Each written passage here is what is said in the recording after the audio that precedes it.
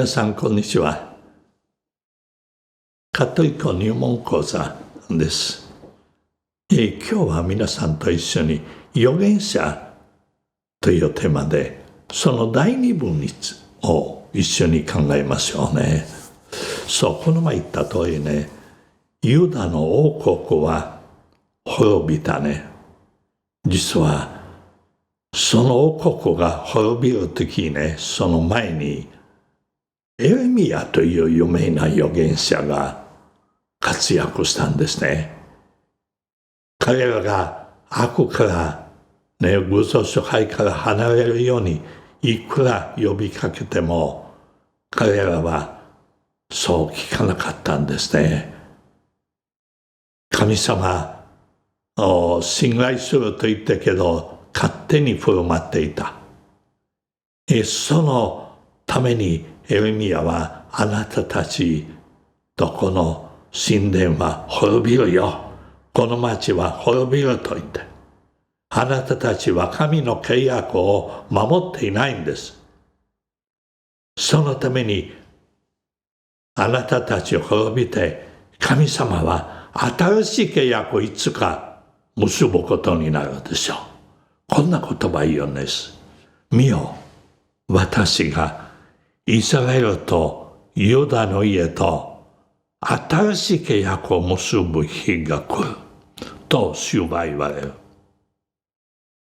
その日が来れば私がイスラエルの家と結ぶ契約はこれである。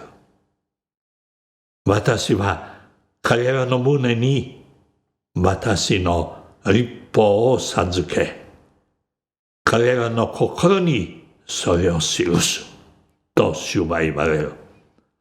私は彼らの神となり、彼らは私の民となる。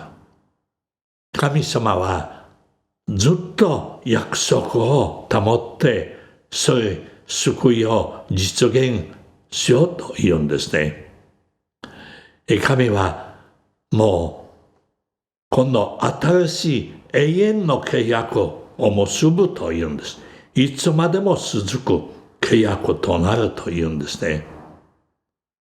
イエス様最後の晩餐の時にね、この言葉に基づいて、これは新しい永遠の契約であるとおっしゃったんですね。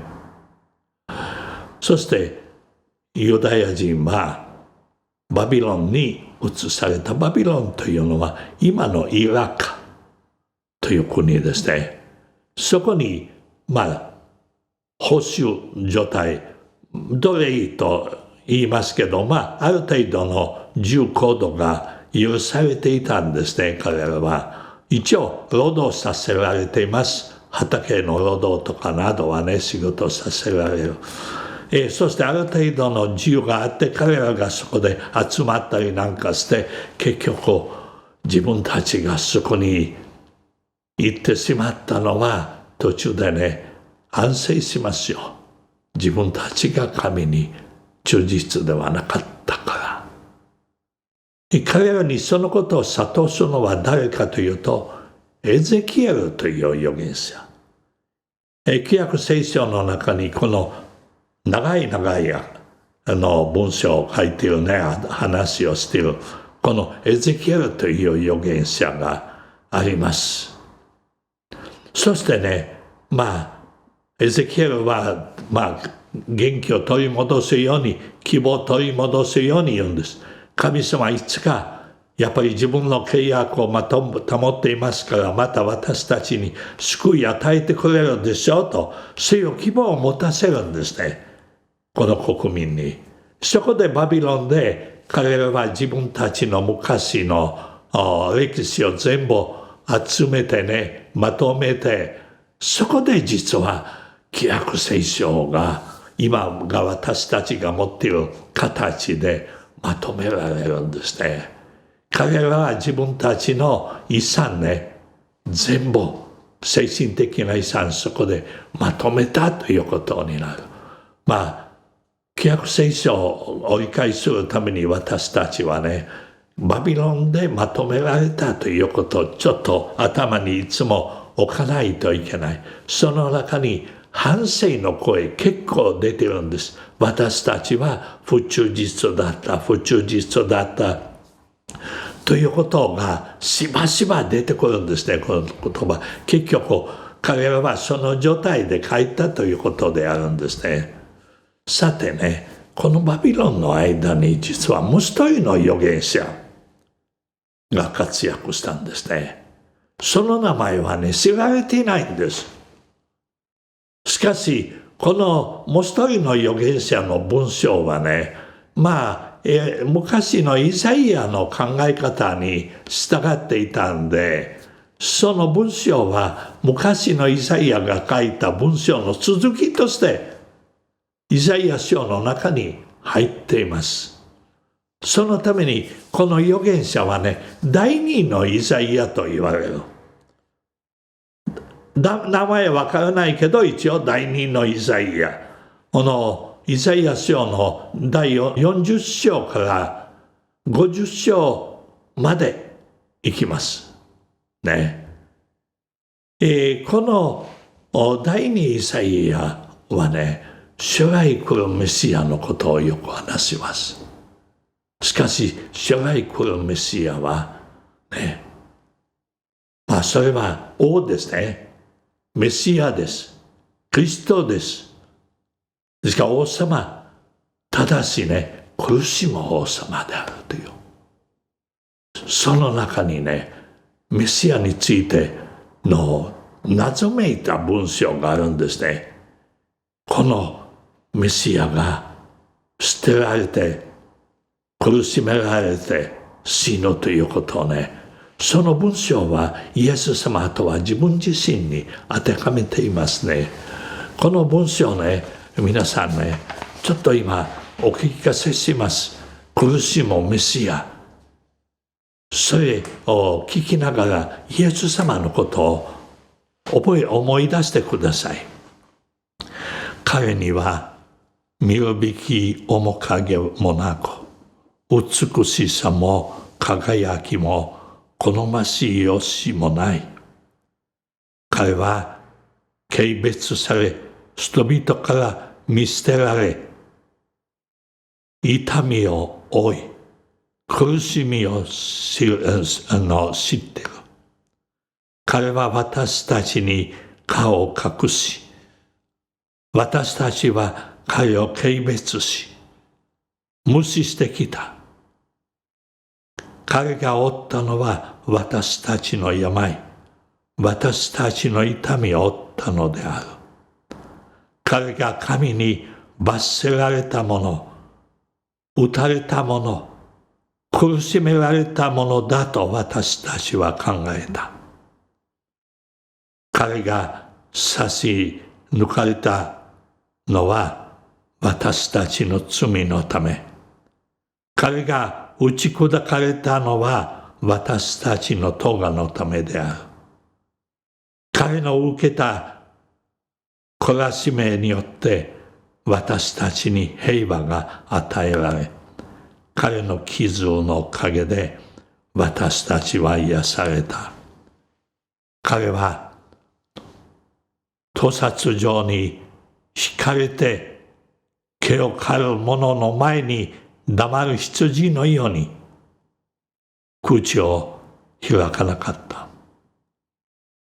彼は捕らえられ、裁きを受けて命を取られた。彼が私の民の背きのために神の手にかかり、命ある者の力立たれた。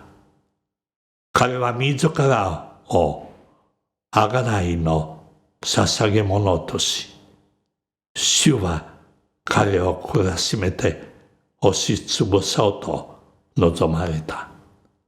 彼は子孫が末永く続くことを見る。彼の身胸はこうして彼によって実現される。彼はその心の試練の実りを見、それを知って満足する。私の民は多くの人を義とするためにその罪を自ら負った。皆さん、この言葉を聞いたら、本当イエス様、この通りになったなぁと。そう。旧約聖書の中に誰であるかと書いていないんですけど、神のしもべという人と一応呼ばれているんですけど、イエス様は自分にその言葉そのまま当てはめたんですね。そして皆さんは十字架上のイエスはね、謎めいた言葉、おっしゃったことを皆さんよく知っているんですね。エリエリ、ラビ様がサバクタニというね、神よ神よ、なぜ私を見捨てられたのか。という言葉をイエス様、大きな声で叫んだという十字架上で。見ていた人たちは、イエスは今エリア預言者呼んでいると。エリエリ、いや、神よ神よという意味です。実はこの言葉はね、詩編22番の詩編の中に一番初めにある言葉ですね。イエスは十字架上でこの詩編をそのまま祈りとして唱えたでしょう。初めの言葉だけ大きな声で言って、あとはもう息が苦しいから言えなかったでしょうけど、この詩篇もそのままね、十字架上のイエスの状態を描いているみたいです。聖書の中にもしあるなら開いてみて読んでみてください。こういうふうにね、逆聖書の中にメシアが苦しめられるものだということは書いてありますね。しかし同時にこのメシアは貧しい人たちを大事にする方、貧しい人に福音を述べ伝えるというふうに書いてありますね。これも、第3のイザヤの言葉です。これはまた第3が言うんですけど、主は私に油を注ぎ、主なる神の霊が私を捉えた。私を使わせて貧しい人に良い知らせを伝えさせるために、打ち砕かれた心を包み、囚われ人には自由、つながれている人には解放を告げさせるために私は使わされたとイエスはおっしゃるんですね。そう。またね、旧約聖書の中にこんな言葉も出ています。マラキ預言者ですけど、彼はこんなこと言う。日の昇るところから日の入るところまで、諸国の間で我が名は崇められ、至るところで我が名のために香がたかれ、清い捧げ物が捧げられる。我が名は諸国の民で崇められているからだと主は言われると書いてある。すなわち初来の救いはイスラエルの民だけではなくて全世界のためにね、あるということを旧約聖書の中に書いてありますね。皆さんね、よくご存知ヨブ記があるでしょう。ヨブねとよく知られているヨブ記ね、苦しめられた人ねという人でヨブというのは実は外国人だったイスラエル人じゃないんですね。旧約聖書は義人とされていますよ。すなわち外国人でも正しい人だということを書いてある旧約聖書。そしてね、ヨナの預言者皆さん覚えているでしょう。クジラに食べられてね、3日目にその海岸にまた降ろされたというですね、読めな、ちょっとなんだろうかなと思う。実はこのようなというのはね、旧約聖書の中にニネベという町に神から派遣された。ニネベというのはね、異邦人だよ。ユダヤ人じゃないんです。ニネベの人たちに改心するようにという送られたという話。旧約聖書の中にね、やっぱり外国人も救いを受けるという言葉があるんです。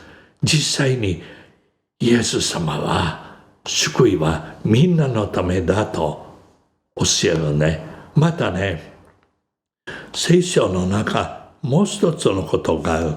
今度新しい国はいつまでも続くというメシアの国ね。ダニエルの預言の中にこんな言葉がある。夜の幻をなお見ていると、見よ、人の子のようなものが天の雲に乗り、置いてあるものの前に来て、そのもとに進み、権威、意向、王権を受けた。諸国、諸族、諸言語の民はみんな彼に仕え、彼の支配は常しえに続き、その統治は滅びることがない。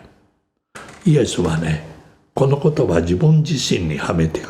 ですからイエス様は人のことをよく呼ばれるね。人の子はよ。自分のことを人の子という。このダニエルの幻に基づいて言うんですね。そして自分が約束をするこれから始める国はね、やっぱり自分がメシアであってね、その国は神の国だと呼んでいるんです。すなわち今イスラエルの国があるでしょう。いえ、そのは地上の国です。神の国は全世界いつまでも続く永遠の国です。天国にも死後の世界にも続くものだとイエス様は教えています。これはね、旧約聖書の中に私たちが見ているね、メシアという、すなわちクリストであるね、そのものを予言するものです。皆さん、実際にこれらの予言は実現されたのでしょうか。それはね、私たちがそのことに答えるためにね、新約聖書をこれから読まないといけない。すなわち、ここまで旧約聖書のことを話したんですけど、これから皆さん、旧約聖書の中に約束されているダビデの子、メシア、永遠の国、またアブラハムに約束された全世界すべての民のための祝福、どういうふうにこれ実現されたかということについて、これから一緒に考えましょう。では、この次は今度新約聖書に入るということになります。次の土曜日また一緒にお目にかかりましょう。